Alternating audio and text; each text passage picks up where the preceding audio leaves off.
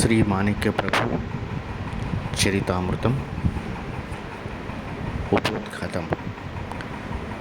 శ్రీ ప్రభు యొక్క భక్త కార్య కల్పద్రుమ మహామంత్రాన్ని బిరుదావళి అంటారు. ఈ ఘోష ఎన్నో సంవత్సరాల నుండి అఖండంగా పఠించబడుతుంది. శ్రీ ప్రభు సంప్రదాయం యొక్క సారమంతా దీంట్లో నిక్షిప్తమై ఉన్నది. అందుకని ప్రభు సాంప్రదాయకులకు ఇది అత్యంత మహత్యపూర్ణమైనటువంటిది మరియు మంగళప్రదమైనది. ఏదైనా మహత్తరమైనటువంటి కార్యం ప్రారంభించడానికి ముందు బిరుదావళి పఠిస్తూ ప్రభు నామం జయ జయకారం చేయడం ప్రభు భక్తుల ప్రథమ కర్తవ్యం. ఈ మహాబిరుదావళిలో మాణిక్ ప్రభు మహారాజు గారి చరిత్ర బీజరూపంలో నిక్షిప్తమై ఉన్నది.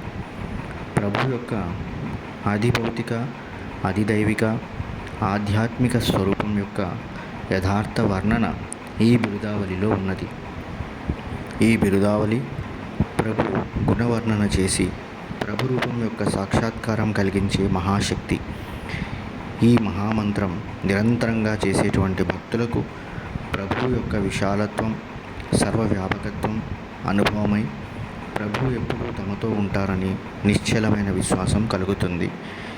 ఈ విశ్వాసంతో వారి సామర్థ్యంపై నమ్మకం కలిగినటువంటి ప్రియభక్తులు ప్రభు స్వరూప సాక్షాత్కారం పొందేందుకు సమర్థులు.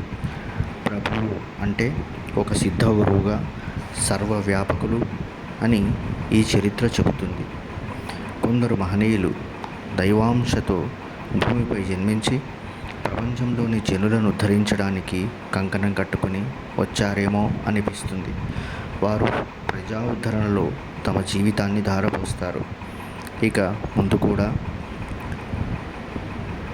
వారు మహాశక్తివంతమైనటువంటి మహనీయులు ఈ భూమిపై జన్మించి ఆ దివ్యత్వంతో కీర్తిమంతులై వెలుగొందుతారని, ఆ శక్తి ఏకమేవ ద్వితీయం అయి జగత్ కళ్యాణం మరియు ఆ దేశకాల పరిస్థితులకు అనుగుణంగా ప్రచోద్ధరణ కార్యాలు చేస్తారు. యద్విభూతి మత్సత్వం శ్రీమదూర్జితమేమవ తత్తదేవావగచ్చత్వం మమ తేజోంశ సంభవం.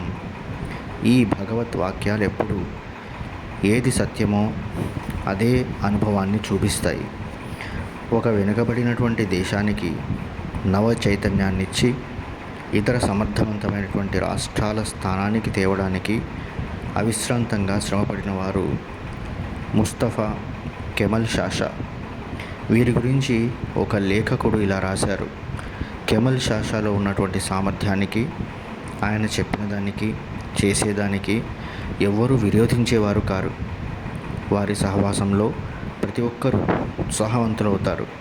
అంతేగాక అచేతనులైనటువంటి వారిని కూడా చైతన్యవంతులను, ఉత్తేజితులను చేస్తారు. ఇది వారి మీద ప్రేమ అతిశయంతో రాసినదైనా కూడా సత్యమైనది. ఈ శక్తి మహాకార్యాన్ని సంకల్పం చేసిన ఏ మనిషిలో అయినా కూడా ఉండేదే. ఇప్పటి విద్వాంసులకు కూడా ఇది నిజమనిపిస్తుంది.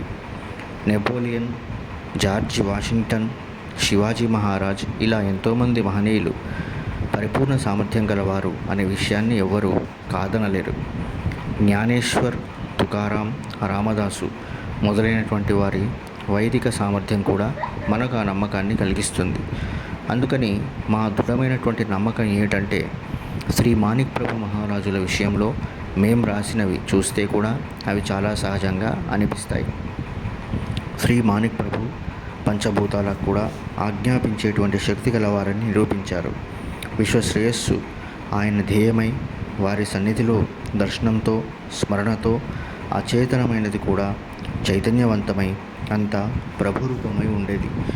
దేశకాల పరిస్థితులకు అనుగుణంగా జనులకు జనన మరణ బాధ లేని ఆనందమును పొందేటట్లు చేసే వాతావరణమును సృష్టించాలని వ్యక్తిగా ఒక సుక్షేత్రంలో, ఒక విశిష్ట సమాజంలో జన్మించారు.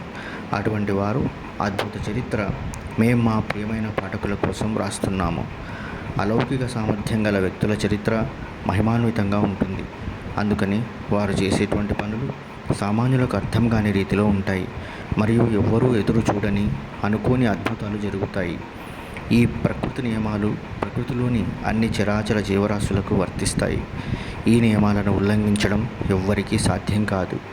ఈ లౌకిక దృష్టితో ఆలోచిస్తే మన కంటబడినటువంటి లోకోత్తర అద్భుత విషయాలు మనల్ని ఆశ్చర్యచకితుల్ని చేస్తాయి.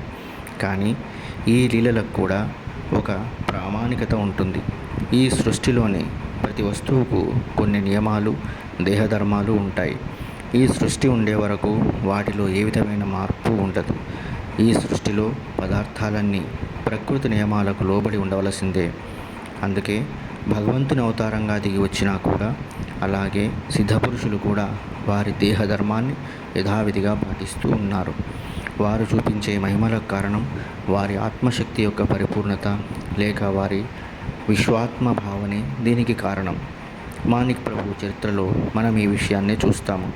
ప్రభు భౌతికంగా మానవ రూపంలో కనిపించిన ఆయన సర్వవ్యాపకత్వం అనేటువంటి సమాధి స్థితిని అందుకున్నారు. దీనిలో లోక విరుద్ధమేమీ కనిపించదు. వేదాంతం చెప్పేటువంటి షడావస్థలలో సమాధి కూడా ఒకటి. జంతువునాం నరజన్మ దుర్లభం అన్నట్లుగా మానవ జన్మ సర్వ ఉత్తమమైనటువంటిది. భగవంతునికి అందులో గల సామర్థ్యం కలది. ధర్మపరుడైనటువంటి మానవుడు మహనీయుడవుతాడన్నటువంటి వాక్యంలోని పరమార్థం ఇదే. అనేక మంది మహనీయుల జీవిత చరిత్రలో మనకి ఈ విషయం కనిపిస్తూ ఉంటుంది. ఐశ్వర్యస్య సమగ్రస్య శౌర్యస్య యశసః శ్రియః జ్ఞానవైరాగ్యయాశ్చైవ షణ్ణాం భగ ఇతీరణ. సమగ్ర ఐశ్వర్యం, శౌర్యం, యశస్సు, లక్ష్మి, జ్ఞానం, వైరాగ్యం ఈ 6 లక్షణములు గల ఈశ్వర శక్తియే భగవంతుడు అని చెప్పబడింది. నిర్గుణుడైనటువంటి భగవంతుడు సగుణుడవుతాడు. ఈ 6 లక్షణాలు పరిపూర్ణంగా కలిగిన మానవులు కూడా భగవదవతారాలే అన్న విషయంలో ఏమాత్రం సందేహం లేదు. ప్రభు చరిత్ర చదివిన వారికి ప్రభువు భగవంతుడని అర్థమైపోతుంది. ప్రభువు ఘటనాఘటన సమర్థులు. రాజులు సింహాసనాన్ని అధిష్ఠించే సమయంలో పాలకులు ఏ విధంగా పాలించారో ఒక ప్రకటన చేస్తారు. చెప్పిన ప్రకారం నడుచుకునే బాధ్యత రాజుదే. ఆ ప్రకటన ప్రకారం పాలించిన రాజు ఉత్తముడవుతాడు. లోక కళ్యాణమే రాజు కర్తవ్యం. రాజు మరియు ప్రజలు పరస్పరం కర్తవ్య బుద్ధితో నడుచుకుంటే అది రామరాజ్యం అవుతుంది. ఆ విధంగా అధికారానికి పారమార్థికత లభిస్తుంది.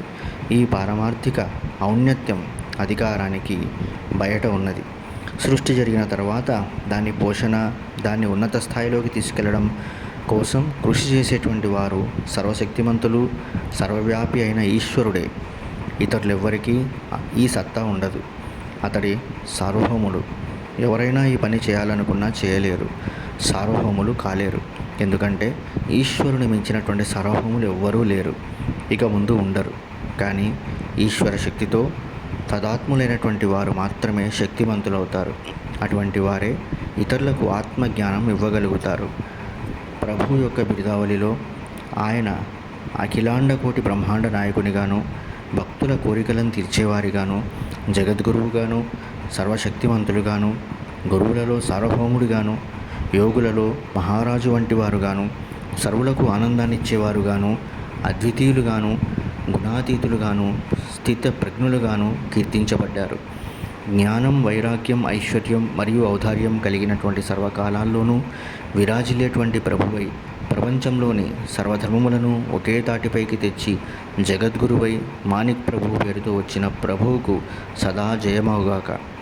ఈ మంగళాశాసనము మా ప్రియ పాఠకులకు పరమ మంగళకరము కావాలని ప్రభు చరణాల వద్ద ప్రార్థించి ఈ సచ్చరిత్రను మీకు అందిస్తున్నాం.